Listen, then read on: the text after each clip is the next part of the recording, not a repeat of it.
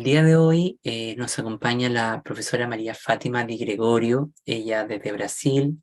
Ella pertenece a la Universidad Estadual de Bahía, UESB, específicamente un programa maestrado de maestría en relaciones étnicas y contemporaneidad.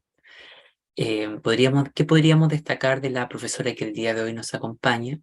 Que es profesora titular en la línea 2 de la maestría en relaciones étnicas y contemporaneidad de la UESB.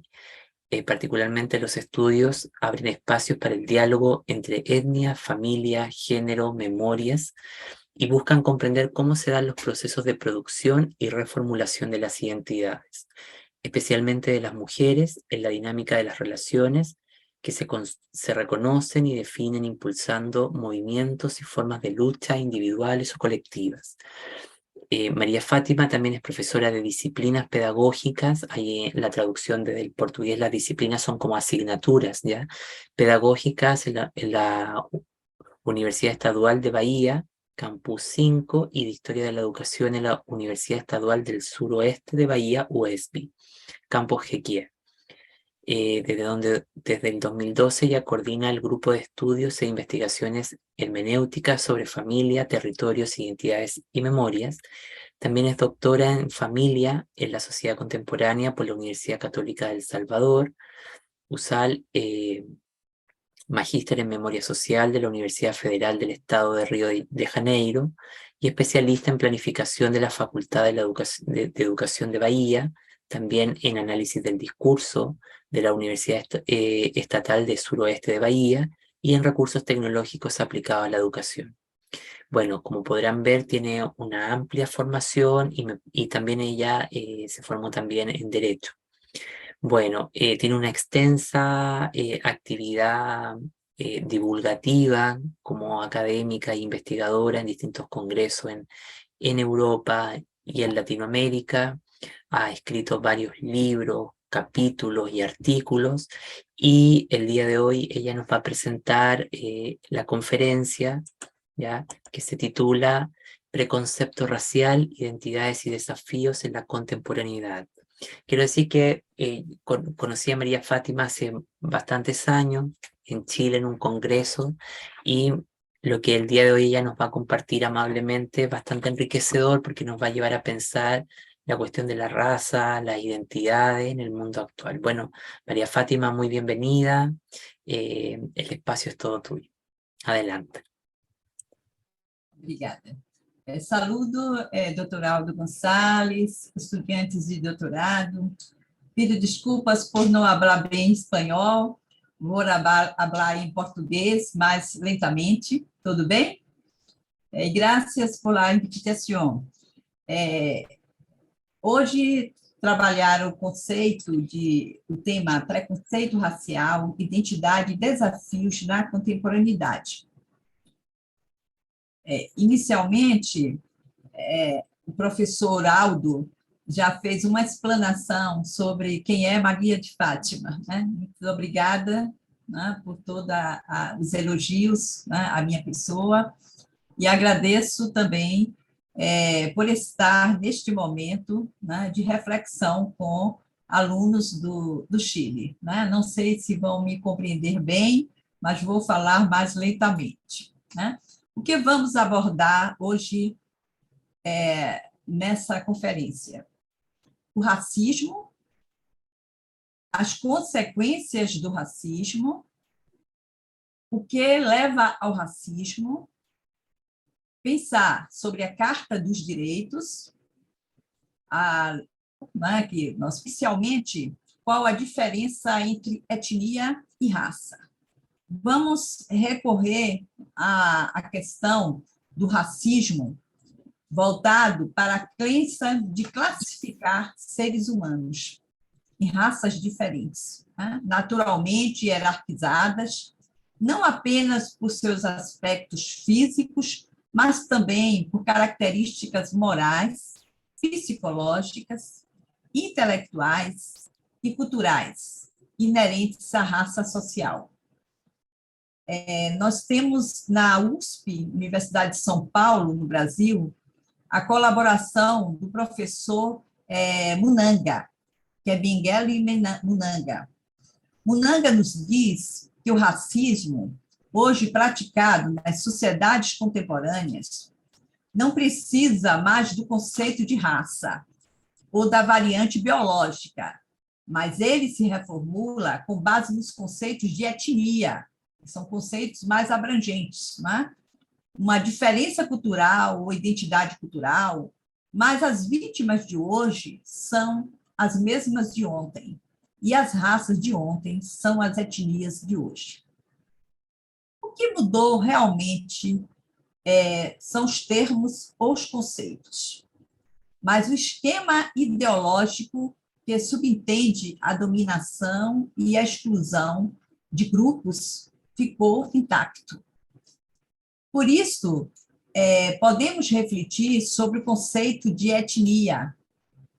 De acordo ainda com o professor Munanga, etnia é um conjunto de indivíduos que histórica ou mitologicamente tem um ancestral comum, tem uma língua em comum, uma mesma religião ou cosmovisão, uma mesma cultura e moram geograficamente no mesmo território. Ora, dentre os indivíduos de raça branca, negra ou amarela, podem existir diversas etnias. Tomamos, por exemplo, a África, cuja população é majoritariamente negra.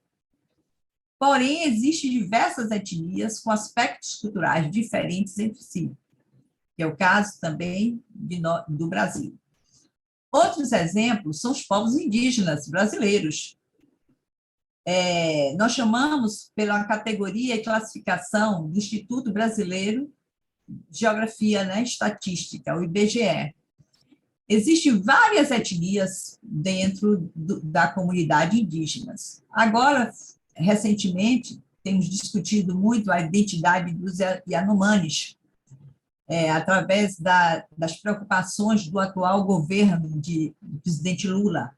Os pataxós, os guaranis, né? Nós, brasileiros, temos características de uma cultura étnica que tem sofrido muito alvo de preconceito, justamente pela nossa identidade multicultural. Como somos de origem, de matriz africana, isso interfere muito nas questões, por exemplo, dos preconceitos que temos encontrado no nosso país. Preconceitos que, segundo o professor Kabengele Munanga, que é professor titular da Universidade de São Paulo, nasceu no Congo, né, mas mora no Brasil já há muitos anos, e é diretor do Centro de Estudos Africanos da USP, Universidade de São Paulo. Ele coloca que os preconceitos que nós temos em relação à classe, à religião, a gênero, a sexo, a idade, a nacionalidade, a raça, etnia, a cultura, a língua, etc., são atitudes, às vezes, afetivas, que existem nas cabeças das pessoas. Ideologicamente, temos construído esses preconceitos, né? Através de mecanismos educativos. Por isso, esses mecanismos que estão presentes em todos os grupos aos quais nós estamos inseridos, família, escola, igreja, comunidade, são invisíveis e incomensuráveis. Essas atitudes são traduzidas através de opiniões, de palavras que são verbalizadas, podendo levar o indivíduo e grupos a evitar outros grupos. Isso nós sentimos muito forte no Brasil. Nós temos 5 regiões bem diferentes, grupos étnicos marcantes. E o preconceito está muito presente de uma região a outra, de um grupo a outro. E evitamos, às vezes, os outros, porque não confiamos ou temos medo desse outro grupo. Isso é um estudo muito interessante do professor Munanga em relação ao preconceito. E ele diz que essa ideia de preconceito, de separação racial, de grupos étnicos, tem origem lá em Gênesis, no livro de Gênesis. Quer dizer, uma ideia judaico-cristã, no nosso modelo educacional. Quando Noé teria tido os 3 filhos, né? Sem, Cã e Jafé, os quais eles seriam responsáveis por povoar toda a terra. E nessa visão judaico-cristã, esse mito de Noé, que Noé, após embriagar-se com vinho, deitou-se nu na tenda, e seu filho Cã, filho de Canaã, e os 3 filhos de Noé, Jafé, que é um ancestral branco, Sem, da raça amarela, e Cã seria o negro, foi amaldiçoado por Noé e foi recriminado também pelo povo hebreu. Essa ideia de separação de raça e de amaldiçoar pessoas, por exemplo, negras, tem se perpetuado nessa visão judaico-cristã por anos. E isso é muito forte nas nossas culturas. Então, o que é que nos leva ao racismo? Além dessa ideia religiosa que está no nosso modelo educacional. A cor da pele, o fenótipo, o tipo de cabelo, o tamanho dos lábios, as diferentes culturas, as diferentes religiões, os diferentes costumes. Portanto, o racismo é a ideia que nós construímos nas nossas famílias, nas nossas comunidades, nas nossas escolas, pelo pensamento que um grupo étnico é superior ao outro. Isto é muito marcante na nossa educação. O professor Munanga nos diz que o racismo é um crime perfeito no Brasil. E cada vez mais temos lidado com esse tipo de atitude. Porque quem comete um ato de racismo acha que a culpa está na própria vítima. Além do mais, destrói a consciência dos cidadãos brasileiros sobre a questão racial. Nesse sentido, é um crime perfeito, porque tenta esconder, camuflar o que está subjacente no nosso pensamento, na nossa ideologia. Que tipo de racismo nós encontramos? Em todas as partes do mundo. Nós temos o racismo cultural. Isso defende a ideia, como eu coloquei, de uma cultura superior à outra, através das crenças, das músicas, das religiões, dos idiomas, enfim, tudo que envolve a cultura. Uma segunda questão seria o racismo comunitarista, ou seja, aquele que na minha comunidade eu acredito que não é o biológico, e sim vinda de uma etnia ou de uma cultura. Falamos também de um racismo ecológico-ambiental, que é aquele que é praticado contra a natureza da Mãe Terra. Quando afetamos comunidades e grupos, que isso no Brasil nós temos sofrido muito em relação à Amazônia, em relação aos nossos grupos indígenas, né, das comunidades ambientais, quando nós discriminamos alguns grupos e alguns territórios. Temos também o racismo individual, que esse é muito perigoso, porque esse está em nossas atitudes, nos nossos interesses, nos nossos pensamentos, quando criamos estereótipos a partir de valores que são construídos por nós. O racismo também institucional, que é aquele que é praticado por todos os lugares que marginalizam as pessoas.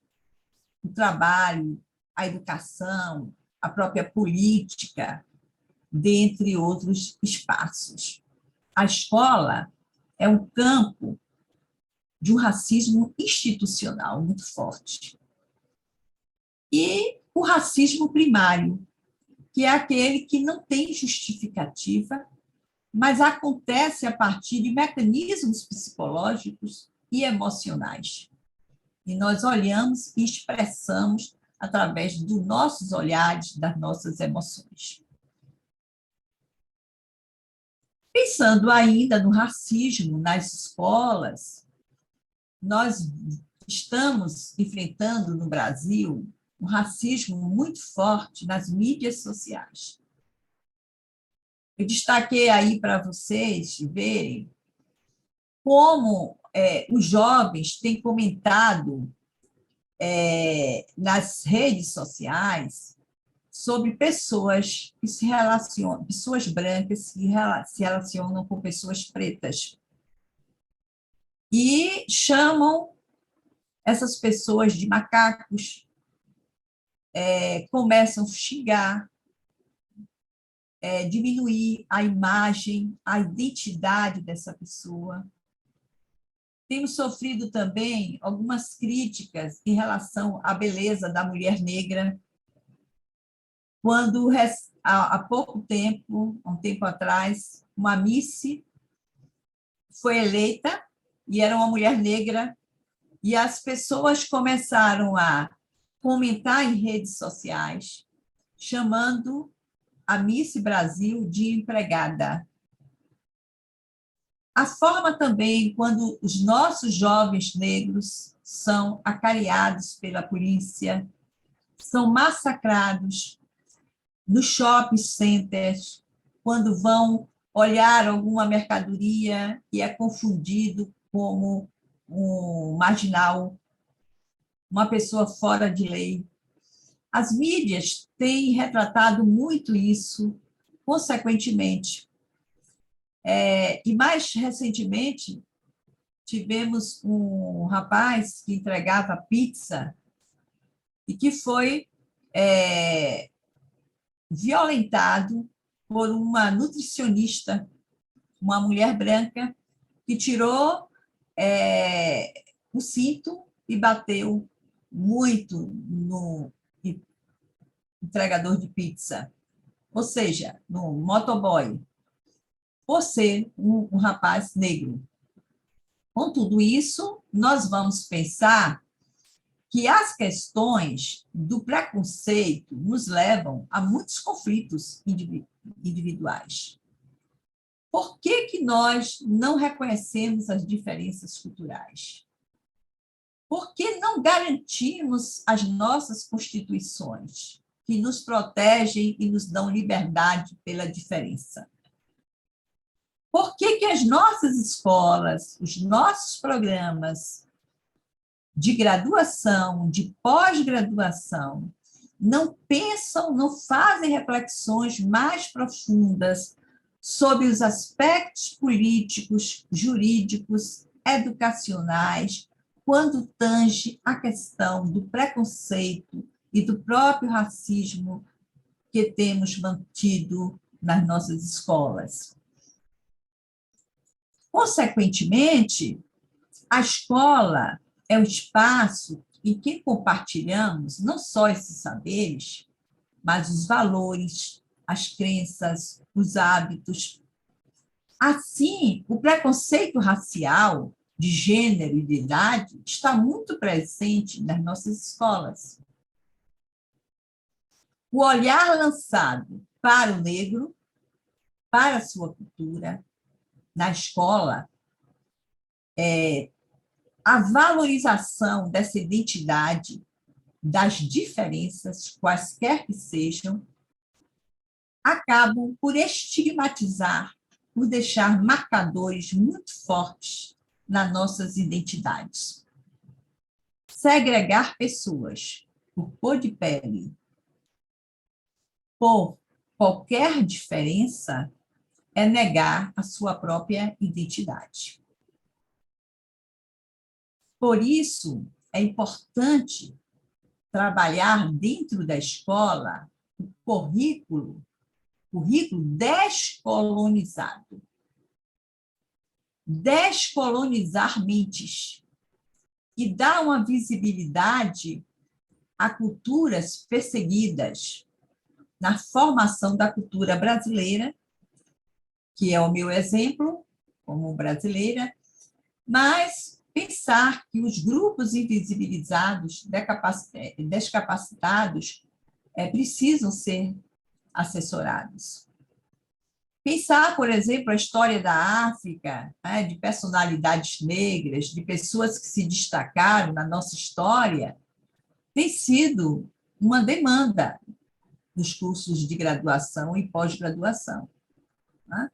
O atual governo de Lula, ele valoriza essas culturas. E isso nos deixa em uma posição política mais confortável. Pensar nas nossas ancestralidades. O povo brasileiro é um povo birracial. Não pode negar a sua origem branca, mas também não pode negar a sua origem negra e trirracial indígena. Portanto, a escola, como diz uma grande educadora, Vera Kandou, é o espaço de manifestações de discriminações de todo tipo. A nossa escola tem uma cultura que deve estar imbuída pela igualdade, baseada por um caráter monocultural. Mas a escola segrega. A escola pensa as diferenças e acaba neutralizando essas diferenças. Portanto, o racismo, ele vai na escola, ele está no emprego. Nós estamos numa luta muito grande no Brasil para o reconhecimento na mídia e nas grandes empresas de pessoas também pretas. Nós encontramos o racismo no emprego, que é resultado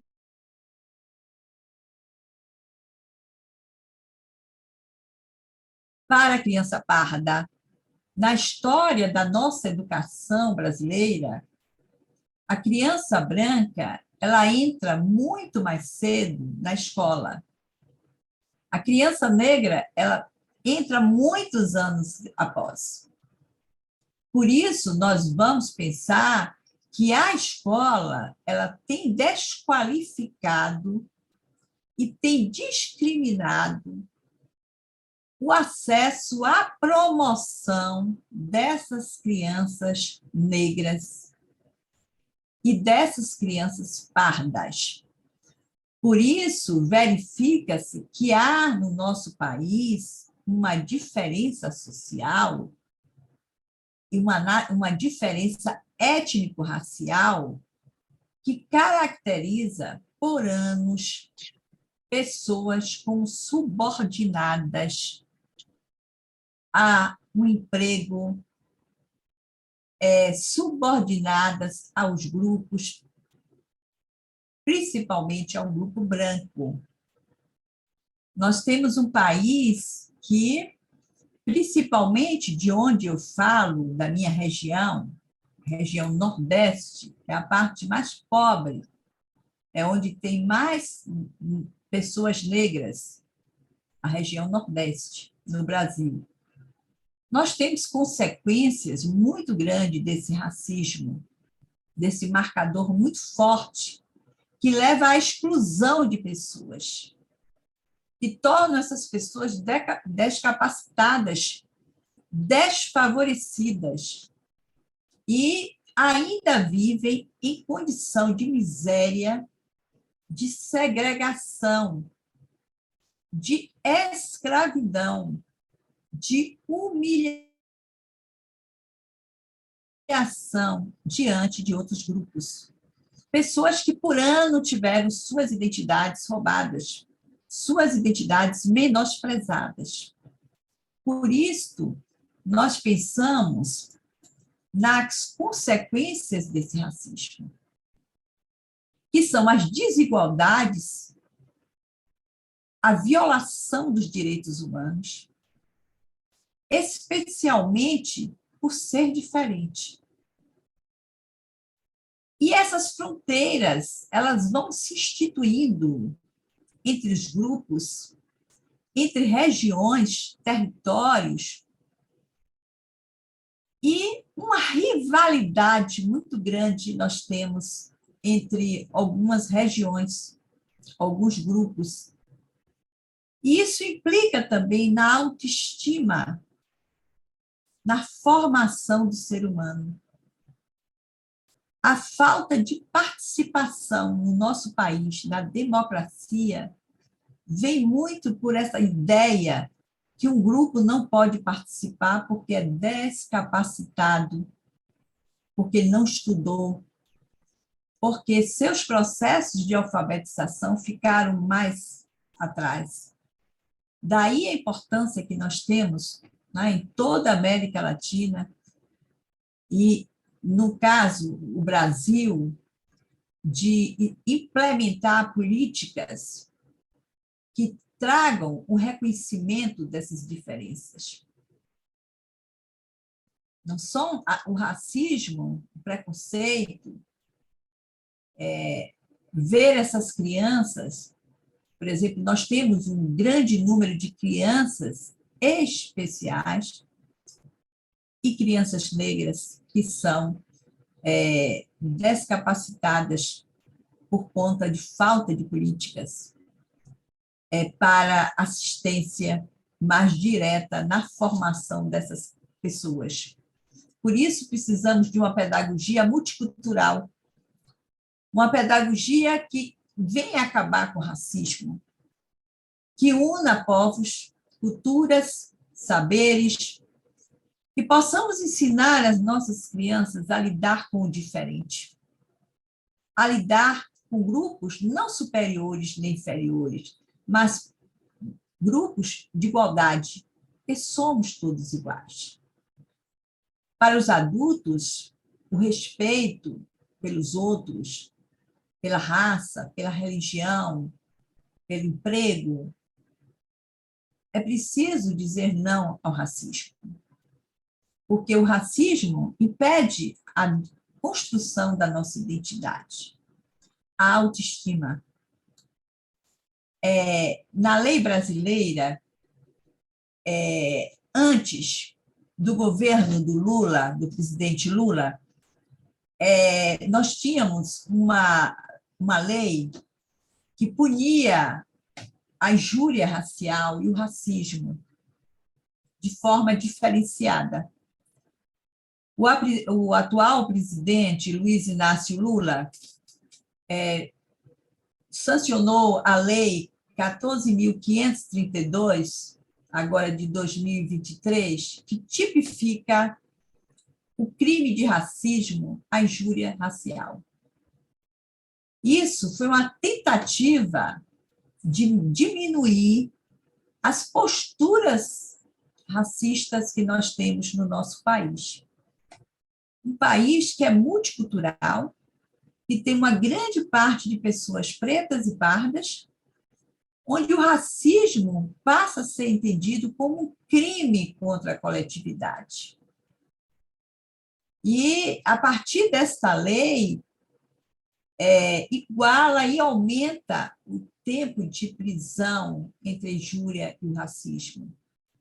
A pena de 3 anos passa a ser maior, de 2 a 5 anos de prisão. E encontramos ainda no dia a dia, nas mídias sociais, na televisão, casos de racismo. Nós temos grande problema de violência e racismo no nosso país. E aí eu pergunto a vocês, a Declaração de Direitos Humanos,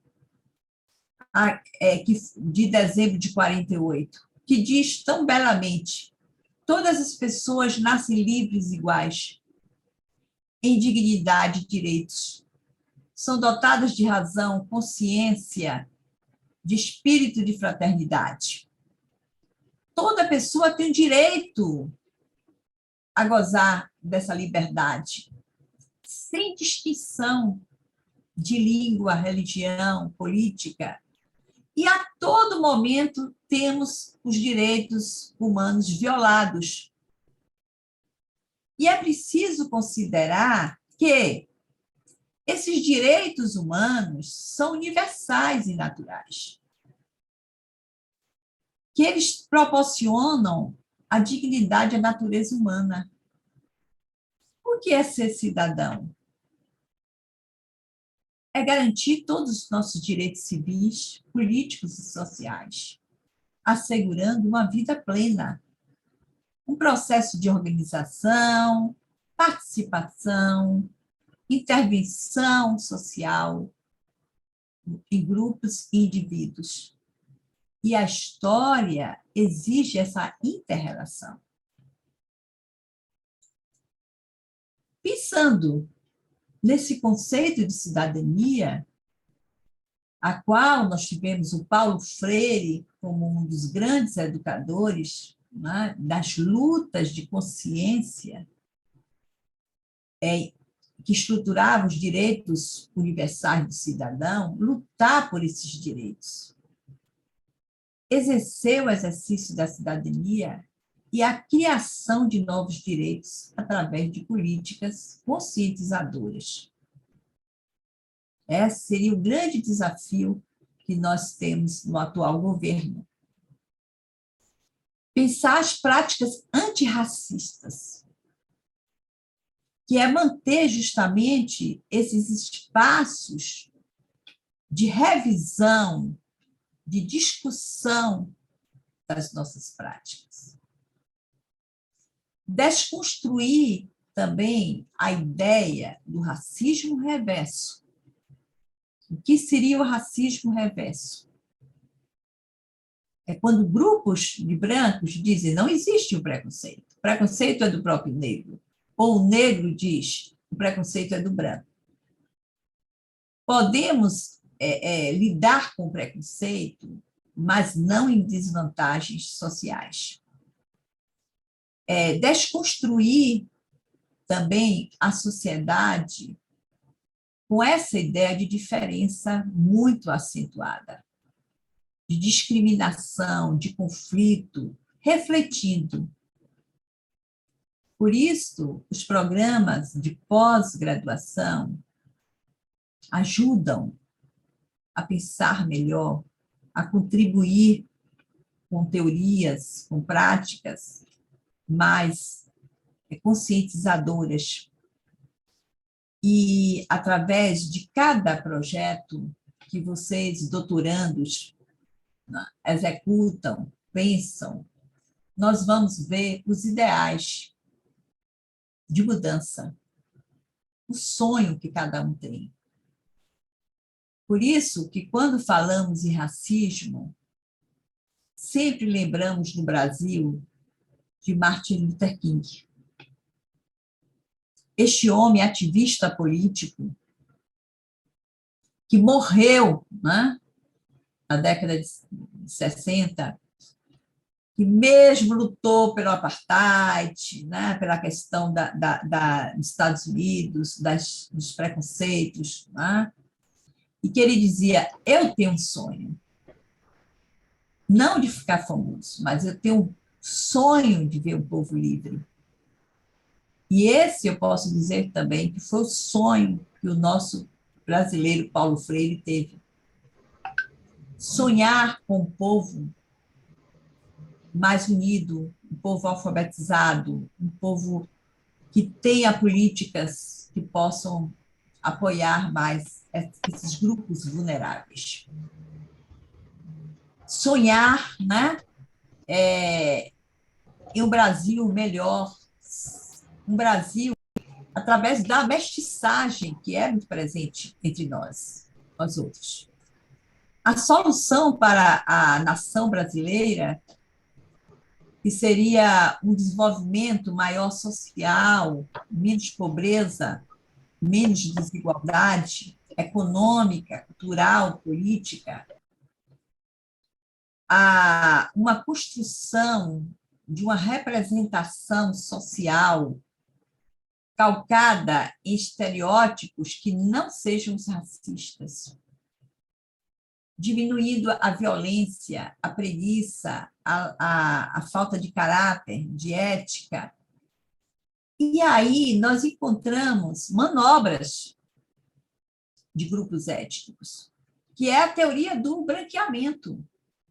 A ideia do branco chegar ao negro, né, através da miscigenação gradativa. Aquela ideia que a escola traz que ser negro é ser vergonhoso.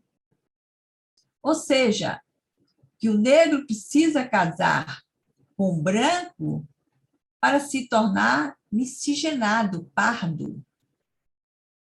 E esse pensamento mostra que é realmente um preconceito racial. Os grupos de características brancas, né, são mais valorizados. E aí, na medida que o branco casa com o negro desaparece, porque surge o pardo. Quem é o pardo? Quem sou eu? Eu sou branca ou eu sou negra? A questão das relações raciais no Brasil tem sido muito discutido o mito da democracia racial, onde diferentes grupos parecem viver em harmonia, de modo pacífico, tolerante.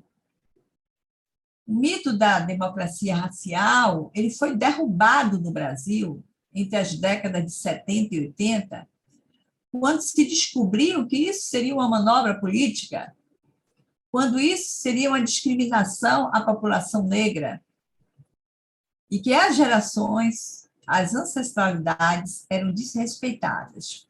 Por isso, nós encontramos aqui no Brasil a ideia, por exemplo, de jogador de futebol. Qual a ideia que se tem aqui? São rapazes, geralmente negros, pardos, que ganham muito dinheiro, mas que não são escolarizados. Por quê? Porque se tem a ideia, a idealização da criança negra que joga bola, que é hábil na bola, mas que não vai chegar na escola a muitos lugares. E não chega à universidade. Por quê? Porque só sabe jogar bola. E aí é a ideia do biológico ou racial. Por isso, se cria essa ideia que a criança negra não precisa estudar, mas ela vai jogar bola, ela vai ganhar dinheiro lá, porque ela é hábil. E aí, será que chegaremos a uma época onde todos esses grupos étnicos serão respeitados nas suas diferenças? Sem o uso de estereótipos para subestimar as características físicas? Um ponto a ser pensado. Dizer não ao preconceito, não por tolerância, mas por respeito, respeito às culturas. Nós vivemos intolerantes com o controle social, com o racismo, o sexismo, a homofobia, jovens negros e homossexuais sofrem muito no nosso país. A discriminação por idade, o etaísmo, achar que pessoas estão velhas, que não podem mais produzir nada. Há uma intolerância racial ligada à intolerância religiosa no nosso país, principalmente porque se associou a ideia do negro ao candomblé. E há uma intolerância muito grande, também política, que o Brasil tem sofrido por anos, e que agora, no governo do Luiz Inácio Lula, isso tem tomado uma força maior na discussão das próprias universidades. E as principais formas desses preconceitos raciais que interferem na construção das nossas identidades. É o preconceito racial, o social, o preconceito sexual também. A ideia que o sexo é superior ao outro. São formas de trazer o preconceito. E que precisamos pensar que a homofobia, por exemplo, a aversão que alguns grupos têm em relação à orientação sexual é muito forte no nosso país. O abeleísmo, que seria o maltrato de pessoas com deficiência física, emocional ou mental, descapacitados, né? O abeleísmo é muito forte também. A ideia de esconder essas crianças, esconder essas pessoas. E aí nós temos um grande número de suicídio no nosso país, entre jovens, pela homofobia, pelas deficiências físicas, emocionais ou mentais. Não suportam as pressões. E aí, o suicídio é interessante para as políticas públicas? Sim. Durkheim fala sobre o suicídio como fenômeno social. Porque, na medida que o jovem negro homossexual comete suicídio, é como se a sociedade se livrasse do problema. Seria uma espécie de limpeza da sociedade. Por isso, não há políticas preocupadas em pensar o índice de suicídio que nós temos em relação a jovens pretos de orientação sexual diferente. O regional, né? A questão da região, nós sofremos muito pela nossa linguagem. Pessoas do Sul subestimam nós, nordestinos. Temos uma linguagem mais diferenciada. O preconceito linguístico é muito forte também no nosso país. Portanto, vivemos em um país onde o nativismo também é muito forte. Temos imigrantes, muitos imigrantes. E, com isso, segregações e fronteiras. A religião, como eu coloquei para vocês, né? O Brasil tem muitas religiões. Temos também o preconceito que interfere na nossa identidade do peso, ser gordo, ser magro. O padrão de idade, a nossa aparência, a forma como as pessoas apresentam. Nós temos um grande número aqui no Nordeste do Brasil de miserabilidade. Essas pessoas que são tidas como mendigos, né, sofrem muito preconceito, muito. São abandonados pelas políticas públicas do nosso país. Por isso, há uma demanda das nossas discussões. dizer não ao racismo, ao preconceito, à homofobia, ao machismo. Não aceito o seu preconceito.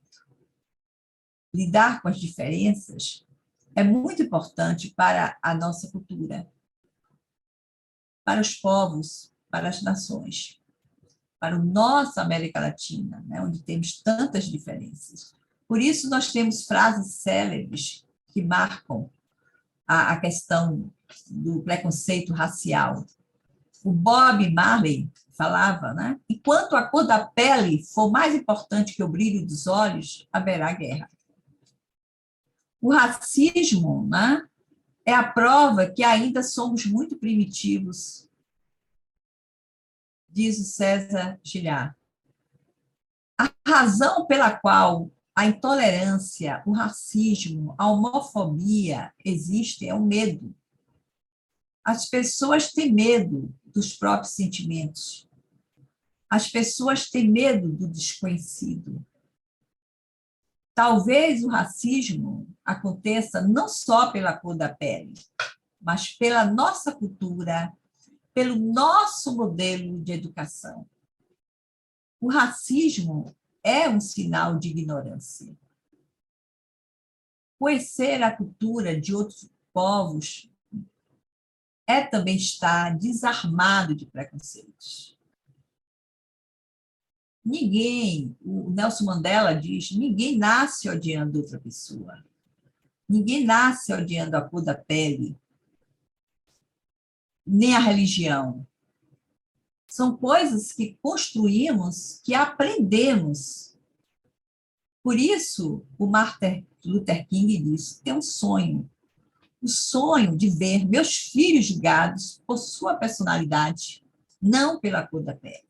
Por isso que é muito importante que nós possamos hoje refletir sobre as nossas identidades, né, nesse mundo contemporâneo, que é um mundo ainda de segregação, é um mundo de conflito, como podemos pensar, né, em construir uma escola voltada para as diferenças, uma escola onde possa atender melhor os direitos, a Declaração dos Direitos Humanos.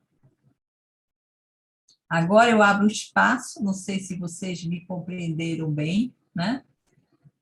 Desculpas por não falar bem espanhol e falo português, mas creio que... Mais devagar. Sim. Marlon, compreendo bem você. Bueno, muito obrigado, Maria Fátima, por sua fala. Estuvo maravillosa. Yo no falo portugués, no falo portuñol, mas soy un infiltrado. Marlon es aquí el garoto que, que sabe hablar muy bien esta lengua. Bueno, pero yo no sé si los demás podrían prender su cámara, aquellos que puedan, para que podamos conversar con la profe, que dijo muchas cosas interesantes. Hola Cris, ¿cómo estás? Bueno, la profesora Hola Ernesto nos compartió varias cosas. Ay, perdón, María Fátima. Perdão.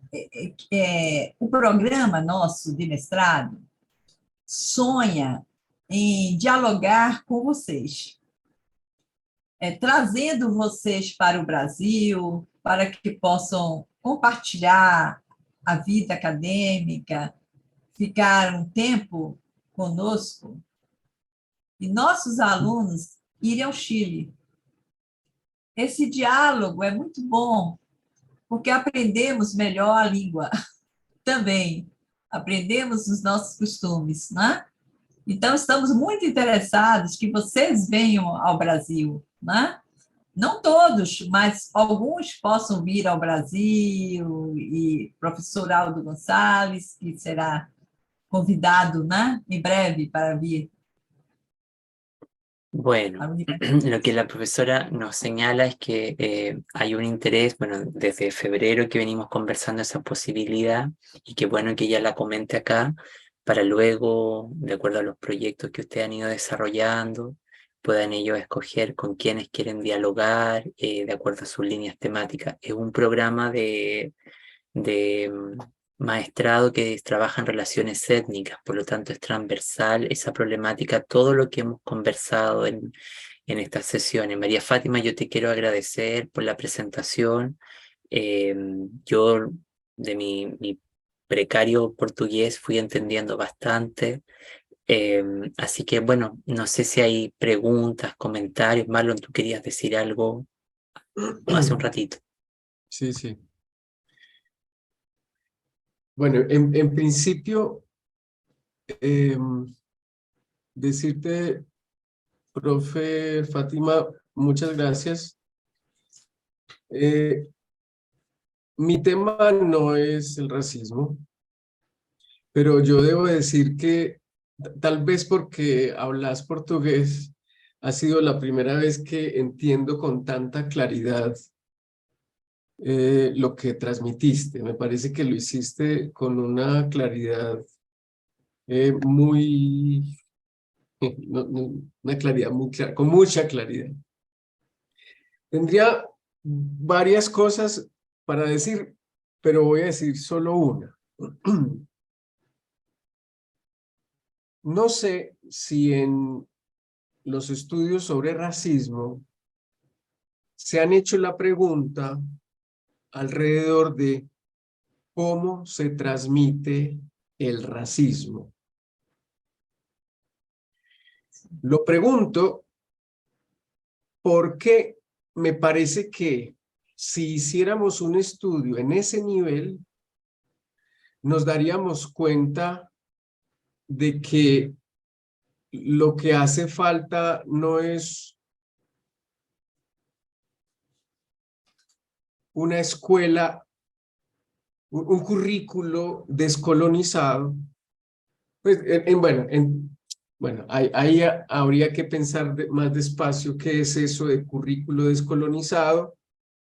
Digamos, en una primera manera de entender, uno diría como ciertos conocimientos alrededor de la no exclusión, alrededor del no al racismo,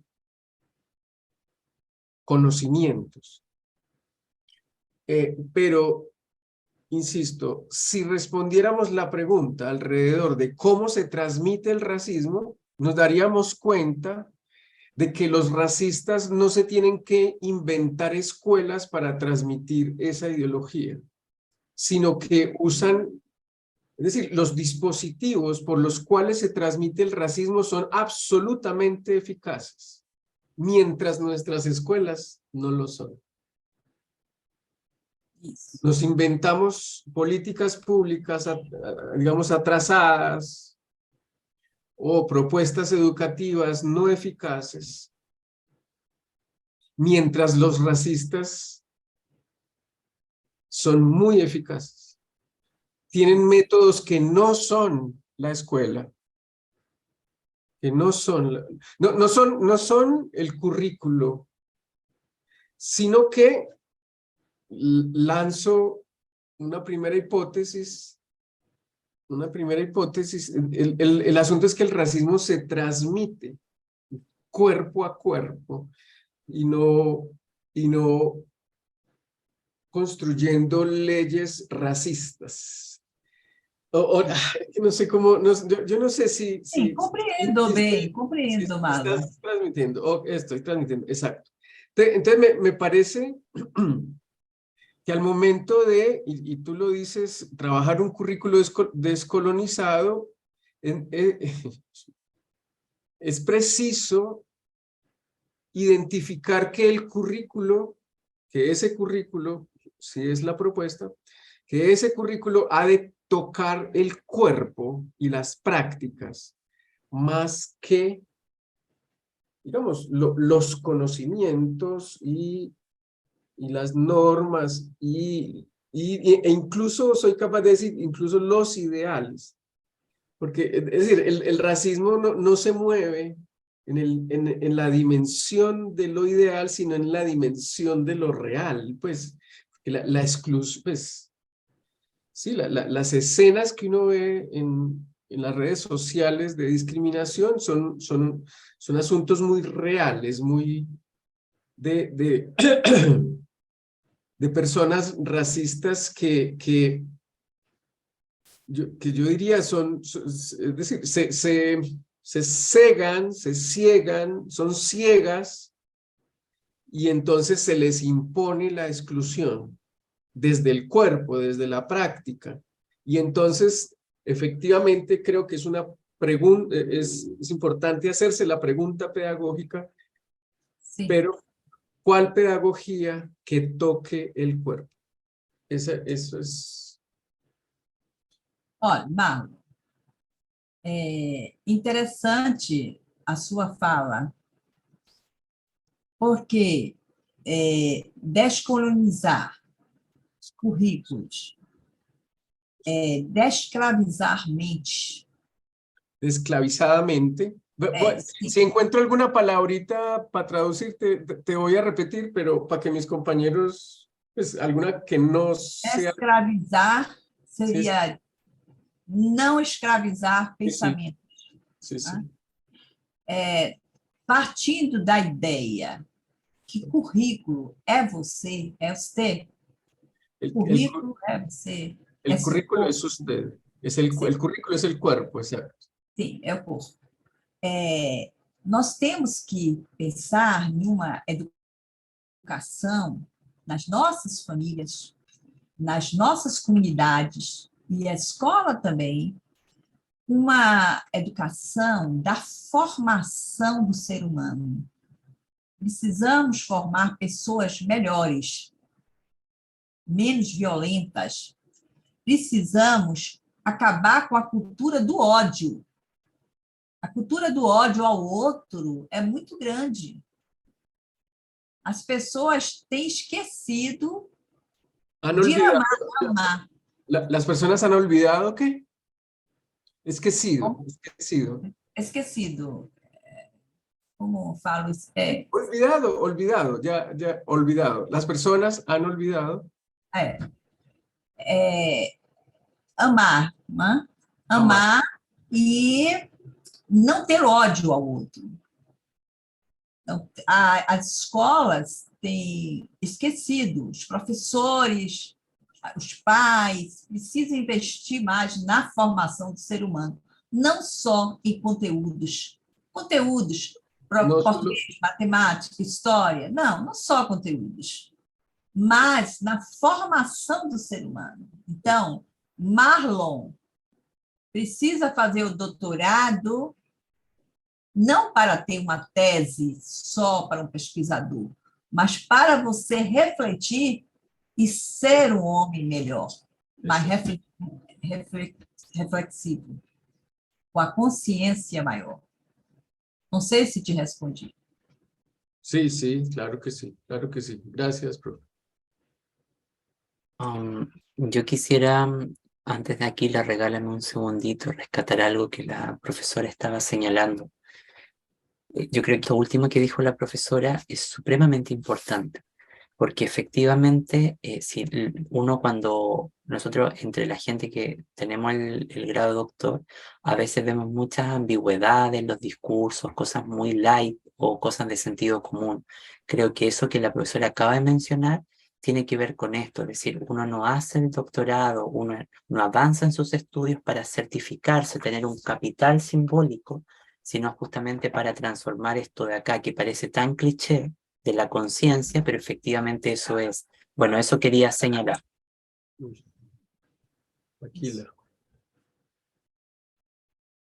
Aquila, creo que sí. Sí, sí. Aquí. Gracias. Bien. La verdad que la ponencia de Fátima muy interesante y agradecerle desde ya que prácticamente este tipo de charlas, de disertar prácticamente estos temas hace que nosotros desarrollemos mayor conciencia, definitivamente. Ahora bien, en lo que menciona Marlon es muy interesante porque obviamente los seres humanos prácticamente están naciendo tal cual como es en el hogar, ¿no? Ya lo decía Vygotsky, la forma de cómo se desarrolla un individuo es en el hogar y el entorno, ¿no? Es lo que nos hablaba de la filogenética, de la ontogenética. A veces de manera inconsciente se tiene esta actitud en cuanto a la discriminación. Si no son discriminados, son aquellos que discriminan, pero por ende ya actúan de manera mecánica, automática. Y pienso que sí, es necesario desarrollar un currículo. Este currículo es una parte formativa en la cual no solamente quede en conocimiento, sino que trascienda a sus vidas personales, de qué manera está actuando frente a ello. Y yo que estoy en una institución educativa, me doy cuenta que más se preocupan, por ejemplo, por saber, digamos así, metafóricamente, 2 más 2 es igual a 4 y que debo tener mi nota. Se acabó. Pero eso solamente es superfluo, trivial, porque no va más allá, no va a la conciencia, ¿no? O sea, ¿de qué manera me va a servir en mi vida? Y si leo un texto, en este caso, por ejemplo, veo que solamente se dedican a ubicar lo que quieren comprender, qué es lo que quiere decir el autor. Sin embargo, no hay, digamos, una mayor esencia donde extrapole a su vida cotidiana. ¿De qué manera? Porque prácticamente se nota que en muchos centros superiores lo que más les preocupa es desarrollar contenidos. Pero este tipo de temas no, y a la corta o a la larga es un problema álgido donde de todos modos va a ser revertido en la sociedad. Precisamente hace un momento conversaba con Aldo, ¿no? Las personas que son de zonas rurales son aquellos que no necesitan que les discriminen, desde ya se discriminan. ¿Por qué? Porque así han sido educados. Ahora, en el caso que Fátima, por ejemplo, nos hablaba, este color de piel, la forma de hablar, la parte lingüística, el sexismo, digamos que sea una persona discapacitada o que sea de una determinada región, distrito, provincia, muchas veces estos preconceptos hacen que la persona ya tenga una identidad cultural todavía, pero esto sí se tiene que romper. Ahora bien, si bien es cierto que este gran activista político como fue Martin Luther King, el cual, por ejemplo, expresaba sobre ese sueño, ¿no? Sobre cómo la gente debería ser en igualdad, por decir, respetando su ontología de cada uno de ellos, pues es una gran tarea, definitivamente. Ahora, realizar esos espacios que propone, por decir, Fátima, me parece muy interesante, donde exista, por ejemplo, una dialéctica, donde exista una deconstrucción, por ejemplo, de ideologías que mucha gente piensa que es así y así tiene que ser. Ante ello, ¿cómo desarrollar, disculpen que se me venga a mi mente lo que son los circuitos neuronales, ¿no? Nuevamente podar y que exista una neurogénesis en cuanto a este tema. Bueno, lógicamente mi tema todavía está ahí bastante, digamos, en cuanto a alinearse al curso, pero me parece muy interesante y gracias por todo. Obrigada, Aquila. Lindo seu nome, Aquila. Gracias. Boa a sua fala. Sua fala é uma reflexão para todos nós. Oh, ¿me preguntas, Fátima? Discúlpame, No, te por dice favor. que es una reflexión para todos nosotros, como algo que nos invita a mover la conciencia. Ah, gracias. Bueno, Christian, adelante.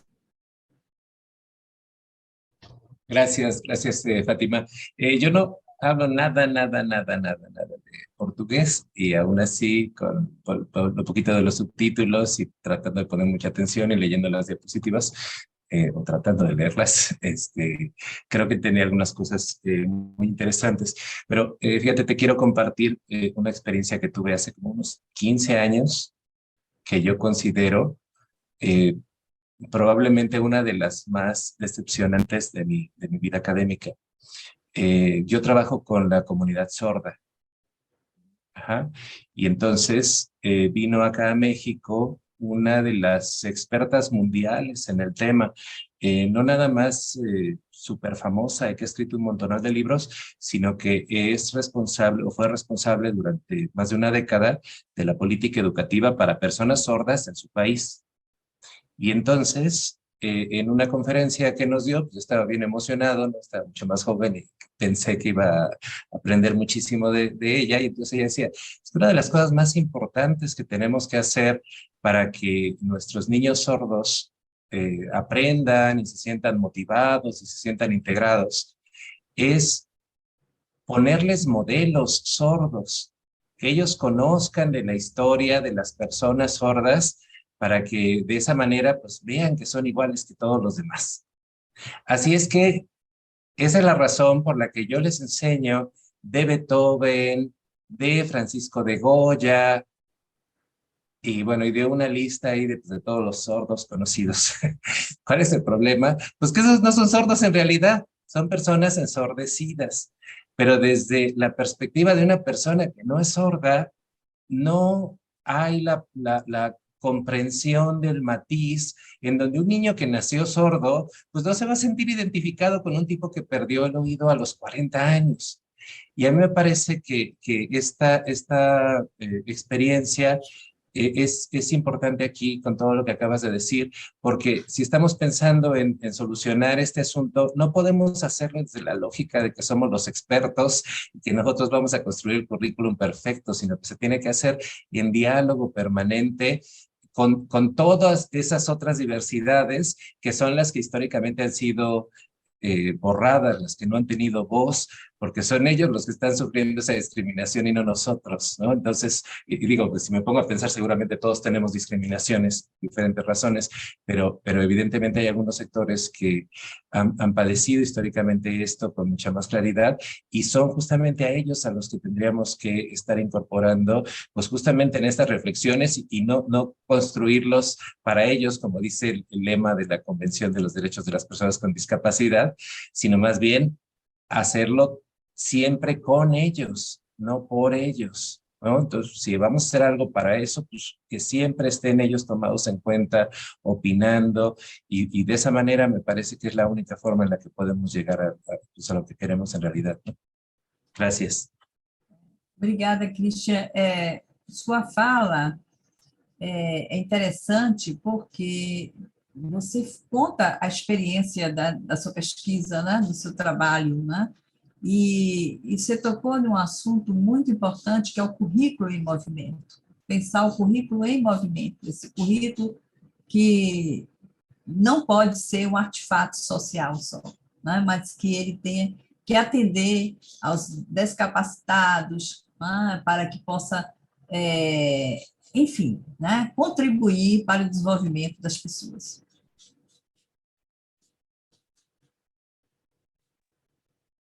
Muito bom. Sua fala é muito boa, mas você fala muito rápido, fala más devagar.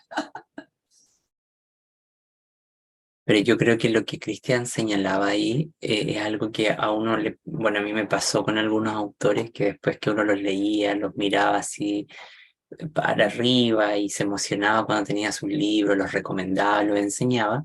Después cuando uno tuvo esa suerte de dialogar con ellos de esto, a mí me ha pasado por lo menos ya en varias ocasiones sentir esa decepción, ¿no? Que, bueno, pues también es parte pero no una decepción con el humano, es con las ideas planteadas. Eso es lo que a uno le pasa. Y yo creo que eso en la pedagogía está lleno. Por eso yo creo que una de las invitaciones que nosotros, quienes nos dedicamos a la pedagogía, porque lo que nosotros hacemos es una dimensión de la pedagogía, ¿ya? A veces como que está mal mirado lo que hacemos, que supuestamente hablamos para nosotros, es una dimensión, ¿ya? Con los vicios que pueda tener. Yo creo que en esta dimensión uno siempre tiene que ser muy coherente con con lo que se enuncia, porque yo veo cada vez con mayor preocupación esto que Marlon decía, mucha banalidad discursiva que penetra mucho en los cuerpos, sobre todo hoy día que hay tanta odiosidad social. Eh, eh, yo veo con mucha preocupación el escenario que viene global, mundial, porque veo que hay mucha odiosidad, mucha vuelta del esencialismo, pero no el esencialismo biológico, ese reduccionismo que nos castra, que nos limita. Veo con mucha preocupación ese retorno de una izquierda que se tomó las conductas de las derechas, que se sienten con una superioridad moral, con un sentirse muchas veces pasado a llevar, y una derecha que está adoptando lo que la izquierda antes hacía, una radicalización, un romance. Entonces veo que hay un tiempo que estamos entrando en un tiempo, y ahí esto es como Nostradamus, ¿no? Pero estamos entrando en un tiempo que está como muy, muy extraño y que ontológicamente agudiza todo esto que la profesora Fátima nos ha compartido hoy día, sobre todo quienes niegan a veces la idea de cómo el racismo se reproduce en las distintas instituciones sociales, por ejemplo, ¿no? En la escuela, en el banco, en el supermercado, y eso está incrustado ahí. Entonces, eso es lo que yo creo que tenemos que aprender a ver, a leer. Estos marcos de conocimiento llamados críticos, bajo mi mirada, no son para que uno se vuelva cítrico, sino que para que interpele la realidad. Y creo que en la academia hay ¿Que mucho vuelva qué? cítrico. A ver, cítrico es. Cítrico es como ese pensamiento crítico despiadado que cercena, ¿no? Y crítico es el que te ayuda a abrir, ¿no? No sé si me explico. Entonces creo que por lo menos en este tiempo de crecimiento de las odiosidades yo veo mucho pensamiento cítrico, que es denunciar, parasitar, pero no es como la crítica destructiva, no constructiva. Entonces creo que esta reflexión, este saber que la profesora nos ha compartido es una invitación también a eso, ¿no? Como a interrogarla, a pensarla, y eso. No sé, Cris, Ernesto, Karina, tú que investigas políticas públicas, si quieren aportar algo, chiquillos.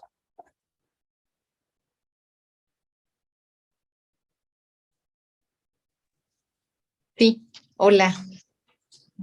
Pues muchas gracias por compartirnos esta, como bien decía Karina, esta disertación. Yo realmente tengo muchas ideas, como una maraña ahí en la cabeza, en mis ideas, porque pienso también, bueno, como en varias cosas, ¿no? Lo primero, pues en la propuesta que estoy tejiendo para fines de este trabajo postdoctoral y el conjunto de conferencias que nos ha estado aportando para seguir reflexionando, y definitivamente en esto de los racismos individuales, culturales, institucionales, estructurales. Voy a conectar mi dispositivo, se está quedando sin carga. Esa es otra. Y desde luego, como partía y hemos platicado, pues el hecho, ¿no? Bueno, dos hechos de la semana pasada que tienen que ver pues con dos figuras, una desde lo espiritual, ¿no? Cómo nos va rompiendo con estos abusos, con estos ideales, estas utopías de las que también hemos hablado, cómo nos va rompiendo, no para destruirnos, sino para seguir construyendo un pensamiento y acciones para ir cambiándonos como sociedad, ¿no?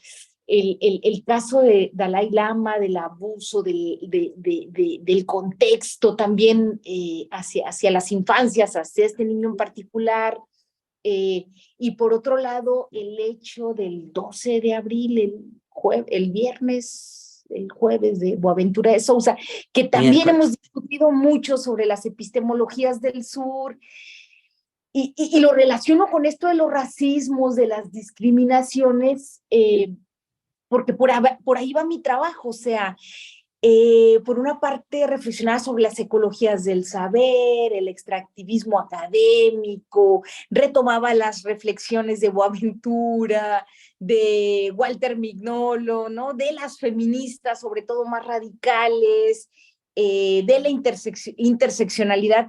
Entonces digo, híjole, ¿cuáles son las claves? O sea, y lo pienso también para no incurrir, ojo, para revisar cómo este componente, este hacer, este pensar personal colectivo, para no incurrir, cómo analizo las aportaciones ontológicas, epistemológicas de todo un movimiento en el sureste de México, particularmente la escuela zapatista, y no incurrir pues en reproducir. También cerrabas así la última sesión, Aldo, o sea, ojo con hay que tener cuidado con lo que enunciamos, ¿no? Porque cómo estamos reproduciendo también estas discriminaciones, desigualdades, subalternizando, ¿no? O sea, no permitiendo otra vez, no escuchar, escucharnos, ¿no? Alteridad, la otra edad. Entonces, estas son las reflexiones. Yo hoy te escuchaba y me metí al Google Traductor para precisamente presentarme en portugués, ¿no? O sea, decía, qué bonita esta diversidad de escuchar a una mujer, escucharla en esta clave del sur global, ¿no? En esta temática de la educación inclusiva. Y pues bueno, nada más para practicar un poquito. Hola, meu nome es Cristina y muito obrigado, ¿no? O sea, lo ponía ahí para saludarte. Y pues gracias. Yo realmente me quedo con muchas reflexiones en cada una de las aportaciones, Fátima. En particular, lo que nos has compartido, pues yo tomo mis notas, ¿no? Para no incurrir, ojo, siempre con esta mirada personal, también en un proceso académico, intelectual, ¿no? Muchas gracias, y no discriminar, caer en eso, ojo, con la perspectiva negativa que mencionabas, Aldo. Hasta aquí comparto.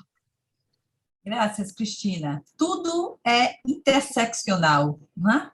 Tudo está ligado, né? Então, todos esses conflitos, essas ideias são maravilhosas para você que está fazendo uma tese doutoral, né? É por aí mesmo, é esse o caminho, né? Muitas graças. Vou mirar. Cari, dale nomás. Sí, bueno, Fátima, primero no falo portugués. Compreendo bem. Não hablo espanhol, mas compreendo. He tratado de entender gran parte, pero me es difícil. Bueno, yo comparto desde algunos análisis desde las políticas públicas, en donde en realidad no, o sea, las normativas nos dicen temas de equidad, inclusión, igualdad, no discriminación, lo tenemos claramente dicho, podríamos decir, hay un escenario bastante bien construido, ¿ya? Pero sin embargo, creo que ese es el motivo de nosotros aquí como investigadores y la conferencia tuya, sí, en la que en realidad ese racismo aún existe, lo vivimos en el día a día, y justamente yo lo relacionaba, tuve la oportunidad de leer un documento en el que refiere a esas minorías, pero inclusive lo refiere como una situación de vulnerabilidad extrema, ¿sí? Y por ejemplo refiere, o sea, el estudio en los temas de niños y jóvenes con discapacidad, ¿sí? Que incluso son parte de esos segmentos de poblaciones que tú referías, Fátima, ¿ya? El tema de la migración, ¿sí? La ola que estamos experimentando en América Latina, en situación de la movilidad humana desde Venezuela, ¿no? Que está trayendo inclusive otras situaciones complejas ya en los países, temas de seguridad inclusive, ¿no? El tema de niños indígenas, poblaciones que inclusive no hablan la lengua materna, que están desapareciendo esas lenguas maternas, el tema de la ruralidad, ¿sí?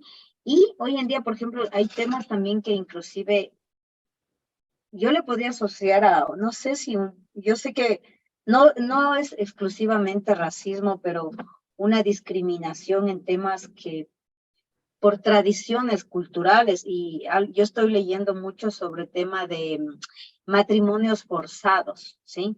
Niñas de 10, 12 años, ya, que culturalmente incluso es aceptado, ¿no? Eso en alguna clase anterior ya se lo conversó también, pero no sé si todo esto, y tú aclárame ahí, Fátima, esté bien alinearlo también como parte de ese racismo, no sé si cultural, no sé, o sea, porque nosotros Segregações. como segregaciones, sí, pero fíjate que pese a que existen cuantas cosas en los países, normativas y cuantas acciones trabajadas, pero podemos seguir diciendo que existe esa desigualdad, esa discriminación, esa segregación que tú refieres. Karina, eu não conheço a Constituição do Chile, mas que é uma carta magna, né? De todos os direitos, né?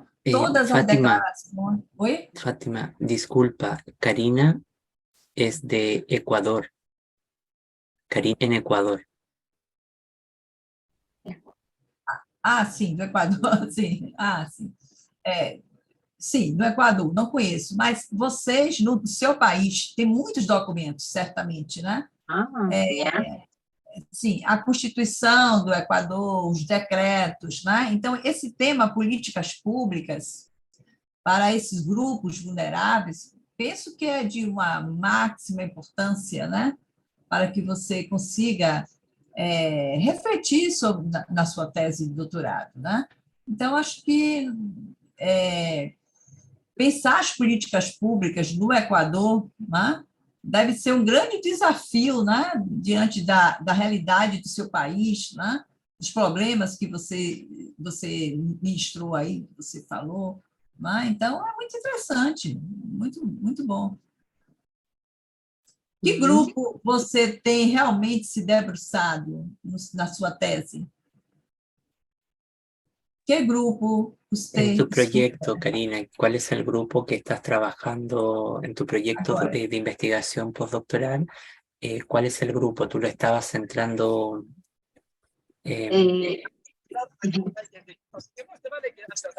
Bueno, yo voy a hacer una valoración de lo que dice la política pública en algunos países del sur global y alinearle a los grupos que de pronto había mencionado como extrema vulnerabilidad. ¿Mas qué grupos son esos? Podría hablar los temas de indígenas, situación socioeconómica, pero de extrema pobreza.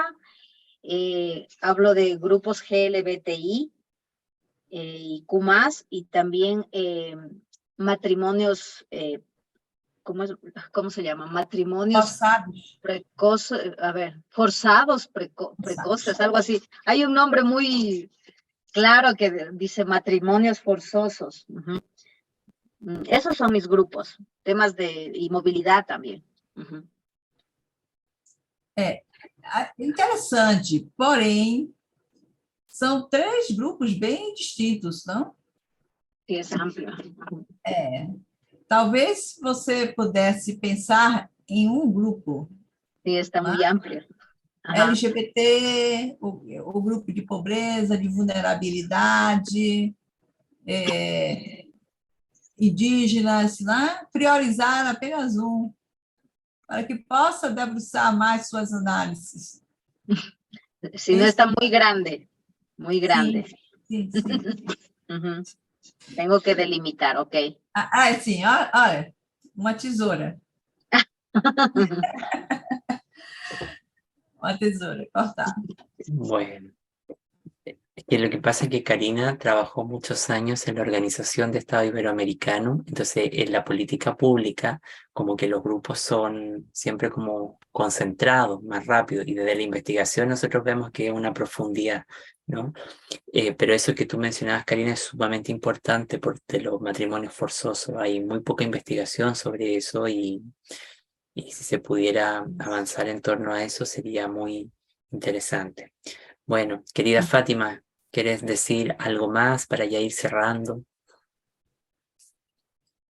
Quero agradecer, né, a você, Aldo, né, por esse invitação, né, e agradecer a todos os presentes pelas questões, né, a Cristina, a Karina, o Christian, o Marlon, a Ana Maria, Ernesto, que não falou, Elizabeth também, Áquila, obrigada. Podemos falar muito, né? Por internet, trocar textos, livros, né? Referências bibliográficas. Nós trabalhamos com educação inclusiva. Sei que Aldo tem grandes discussões sobre inclusão, inclusive o termo inclusão, né? Já tive a oportunidade de vê-lo falando. Porém, estou aberta para alguns diálogos com vocês, né? Breve, talvez, né, estejamos juntos, ou no Chile, ou vocês no Brasil, né? Acho que podemos pensar, né, Aldo, em você vir ao Brasil, ao nosso programa, porque na nossa linha de pesquisa, nós temos famílias, trabalhamos com famílias, sexualidade, movimentos LGBTs, trabalhamos com gênero, e temos também algumas alunas que pesquisam sobre crianças descapacitadas. Sim, temos também. Portanto, sua vinda aqui seria muito proveitoso, né? Nós estamos tentando ver aí com o programa se conseguimos fazer você e, quem sabe, alguns doutorandos, né? Para que possam fazer parte desse movimento de troca de referências bibliográficas, né, de livros, embora a dificuldade da língua, mas só se aprende a falar português ou espanhol hablando, né? E vamos lá. Fátima, en lo que ya venimos conversando desde febrero con estas acciones que vamos a emprender, yo te quería preguntar, porque, por ejemplo, Karina investiga políticas públicas y la construcción de un modelo de gestión. Cristian, como es historiador, ya, bueno, ha estudiado más que ser historiador, pero él investiga sobre sordos y la evidencia histórica en la escuela normal. Claro, En la Escuela Nacional. En la Escuela Nacional, eso es, de México, pero es un enfoque histórico. Entonces, Cristina está investigando todo el movimiento del proyecto Cherán, la construcción de un currículum. Ernesto va en la construcción de las epistemologías del sur en educación. Y Marlon está trabajando todo lo que es autismo en la educación superior desde una perspectiva de construccionista y como tensionando. Ana María está trabajando un proyecto que está muy en relación junto con el de Cristina a lo que tú dijiste sobre la formación de los profesores indigenistas. Elizabeth también va estudiando el rol de la profesora en la ruralidad y Aquila está trabajando un proyecto que digamos que es más díscolo porque es sobre circuitos cerebrales, ya hay lectura. Entonces, yo te quería preguntar qué posibilidad hay de que yo te pueda compartir un resumen de algunos de los proyectos que ellos vienen desarrollando para que puedan conversar con algunos de los pesquisadores de su programa de maestrado. Creo que eso podría enriquecer mucho más las acciones para cada uno de ellos. ¿Você lo ve factible? Sim, Aldo. A minha formação em pedagogia, história e direito. No nosso programa, nós temos vários professores que podem sim dialogar com eles.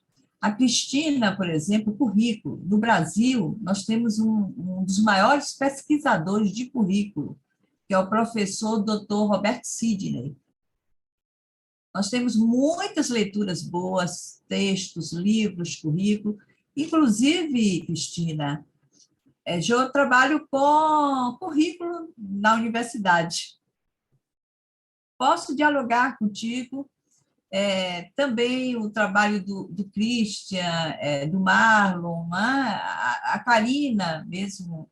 Há muitas possibilidades. Inclusive, a questão, por exemplo, indígena, o próprio professor Danilo, né, que vai estar com vocês em maio, né, Danilo, ele trabalha com comunidades indígenas. Então, nós temos